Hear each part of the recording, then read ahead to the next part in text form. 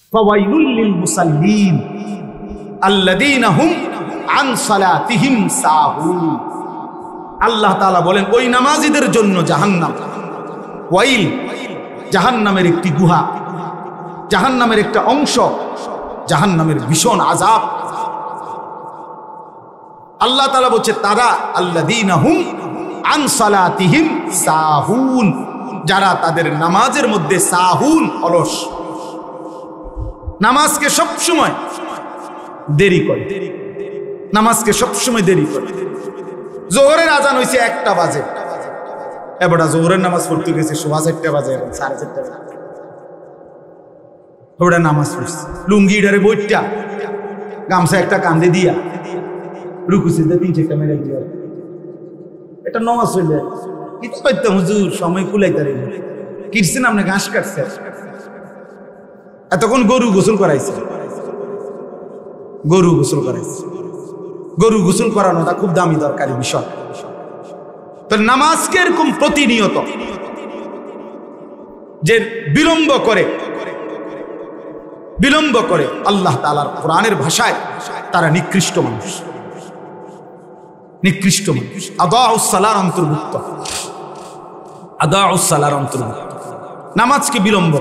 আচ্ছা, হাদিসের মধ্যে আছে, কোরআনেও আছে, যে ব্যক্তি নামাজে অবহেলা করে, আল্লাহর কসম, আল্লাহও বলছে, নবীজিও বলছে, সে মুনাফিক। ইন্নাল মুনাফিকিনা ইউখাদিউনা আল্লাহ ওয়া হুয়া খাদিউহুম ওয়া ইযা কামু ইলাস সালাতি কামু কুসালা। কোরআন শরীফে আল্লাহ মুনাফিকের 1 নম্বর পরিচয় বলছে, মুনাফিক সে যে নামাজ পড়ে অলস হয়। নামাজ পড়ে কিভাবে? তাহলে নামাজ যে পড়ে না তার ব্যাপারে বলে না, কথা বলেন না কেন? তারে মুনাফিকও বলে নাই। তুই কোনো মানুষে না বেটা, তুই কোনো কাতারে নাই, তোর কোনো আলোচনাই নাই। আলোচনা ওই ব্যক্তিরে যে নামাজ পড়ে অলস হয়, খামখেয়ালি করে, দাঁড়াইবার কথা 2 পায়ে, দাঁড়াইছে 1 পায়ে,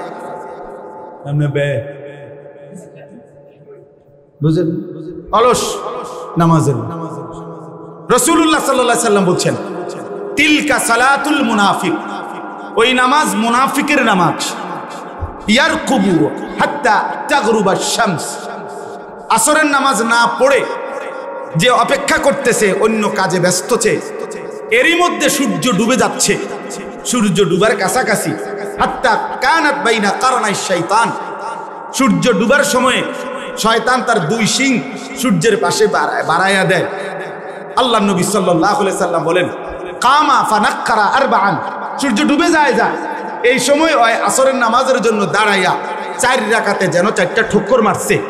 লা ইয়াযকুরুল্লাহ ইল্লা কালিলা, ঠিকমতো তাসবিহগুলো নামাজের আদায় করে নাই। রাসূল বলছে 3 বার, ওইটা মুনাফিকের নামাজ, মুনাফিকের নামাজ, মুনাফিকের নামাজ, মুনাফিকের নামাজ। তাহলে কি বোঝা গেল দোস্ত? নামাজের মধ্যে যে অবহেলা করে, অলসতা করে, পিছায় ফেলে, করে ঠিক, কিন্তু বেরাত লাগাইয়া, মানে একবার শেষ মাথাত নিয়া, সে নিকৃষ্ট জেনারেশন। 2 নম্বর তাফসীর হলো, নামাজের মধ্যে 4টা জিনিস আছে, কিছু ফরজ, কিছু ওয়াজিব, কিছু সুন্নাত, কিছু মুস্তাহাব। এই নামাজের ফরায়েজ ওয়াজিবাত, এগুলো যে নামাজের আরকান আহকাম যেগুলো, এগুলো যে ঠিক মতো আদায় করে না, নামাজের রুকু, নামাজের সেজদা, নামাজের ওয়াজিবাতগুলো, নামাজের ফরজগুলো ঠিক মতো আদায় করে না, তাফসীরের মধ্যে লিখছে সে তার নামাজকে নষ্ট করে। তাইলে রুকু দিয়া যারা নামাজের জন্য সোজা হইয়া দাঁড়ান না, আপনি যেন আপনার নামাজ নষ্ট করে দিলেন। সেজদা একটা দিয়া, একটু মাথা আলগি দিয়া আরেকটা মারে সেজদা, এমন ভদ্রলোক নাই? ওই তার নামাজ নষ্ট করে দিচ্ছে। তাফসীরের মধ্যে লিখছে হযরত হুযায়ফা রাদিয়াল্লাহু তাআলা আনহু, তিনি একদিন এক লোককে, সাহাবী হুযায়ফা, যার নাম একটু আগে একবার বলছি, তিনি একজন লোককে দেখছে ওনার সামনে, সে নামাজ পড়ছে। নামাজ পড়ার পরে উনি তাকে ডাক দিয়া বলছে, এই যে এখন তুমি যেভাবে নামাজ পড়লা, এভাবে যে কত বছর ধরে নামাজ পড়ো, তাফসিরে মাআরিফুল কোরআনে এখন গিয়ে দেখেন আছে লেখা। উনি জিজ্ঞেস করলেন তুমি এভাবে আজকে কতদিন নামাজ পড়ো? সে বলছে আজকে 40 বছর আমি এভাবেই নামাজ পড়ি। আল্লাহর কসম, হযরত হুযায়ফা সাহাবী বললেন যে শোনো, তুমি শুনে নাও এই কথা, নিশ্চিত গত 40 বছর তুমি কোনো নামাজ আদায় করো নাই। সরাসরি তাফসীরে লিখেছে গত 40 বছর তুমি কোনো নামাজ আদায় করো না, তোমার রুকু হয় নাই, তোমার সিজদা হয় নাই, তোমার নামাজের ফরআইজ ওয়াজিবাত ঠিক না। আপনাদের যাদের সূরা কেরাত অশুদ্ধ, আপনারা নামাজের কি হাল আছে?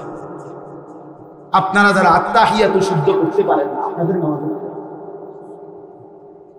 বলেন। আপনারা যারা দোয়ায় কোন দোয়ায় মাসুরা ঠিক মতো করতে পারেন না, 60 বছর পার হয়ে গেছে, 40 বছর 30 বছর, কোনোদিন ভাবলেনও না একজন মুসলমান চাইলে 30 বছরে তার এই কদ্দুর সূরা কেরাত শুদ্ধ হবে না। কোরআন শরীফ এত কঠিন, এত কঠিন হইলে আল্লাহ তাআলা এটা পড়তে দিত না। এটা সহজ ছিল।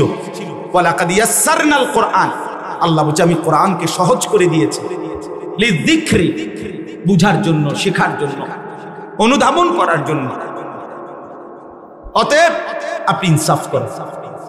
বয়স্ক বাবা যারা আছেন, বাবা আপনাদের কবুল, কিশোর যুবক ভাই তোমাদের কবুল, প্রিয় ভাই যারা নামাজের এই আরকান আহকাম, নামাজের ফরআইজ ওয়াজিবাত, আদাব শারায়েত ঠিক মতো আদায় করে না, তারা নামাজ নষ্ট করে, তারা নিকৃষ্ট মানুষ, খালফ, মন্দ প্রজন্ম। 3 নাম্বার হলো তাফসীরে আছে, যে ব্যক্তি নিয়মিত জামাত তরক করে, নামাজের জামাত কি করে? তরক করে, জামাত ছেড়ে দেয়, নামাজ জামাতে পড়ে না, ওই ব্যক্তিও নামাজকে নষ্ট করে। সেও মন্দ জেনারেশন, সেও নিকৃষ্ট মানুষ। এখন যাদের এই ত্রুটিগুলো আছে, তারা এই ত্রুটিগুলো ঠিক করেন। আর প্রিয় ভাই তোমরা যারা টোটালি নামাজ পড়ো না, এবার তুমি বলো তুমি এই সমাজের আল্লাহর সৃষ্টি মানুষের মধ্যে কোন আইটেমে পড়লা, তুমি তালাশ করো। আমি তোমারে খুঁজে পাইলাম, আমি তোমারে মানুষের কোনো কাতারে খুঁজে পাইলাম না। উত্তম প্রজন্ম তো নাই, নিকৃষ্ট জেনারেশনও না, তুমি মানুষ না, মানুষের জাত না,